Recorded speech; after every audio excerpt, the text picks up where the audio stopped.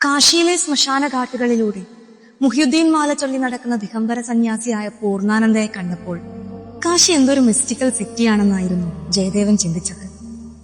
തമ്മിലെപ്പോഴോ കണ്ണുകൾ ഉടക്കിയപ്പോൾ തീക്കണൽ പോലുള്ള ആ നോട്ടം തനിക്ക് സഹിക്കാൻ പറ്റാതെയായത് അത് തന്റെ കളിക്കൂട്ടുകാരൻ ആമനയുടെ 6 മക്കളിൽ ഒരാളായ മുനീറാണെന്ന് തിരിച്ചറിഞ്ഞിട്ടായിരുന്നില്ല.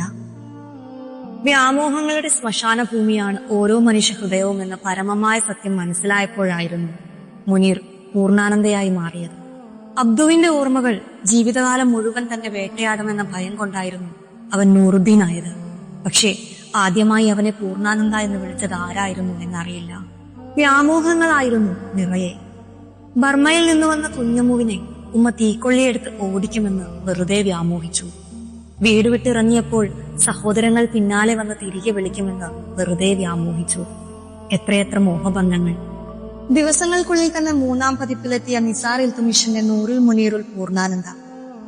നരേന്ദ്രമോദിയും വാരണാസിയും കഥാപാത്രവും കഥാപശ്ചാത്തലവുമാകുന്ന ആദ്യത്തെ നോവലാണെന്ന് പ്രശസ്ത എഴുത്തുകാരനായ സുഭാഷ് ചന്ദ്രൻ പറഞ്ഞത് ഈ പുസ്തകത്തിന്റെ ആത്മാവ് തൊട്ടറിഞ്ഞുകൊണ്ടാണ്.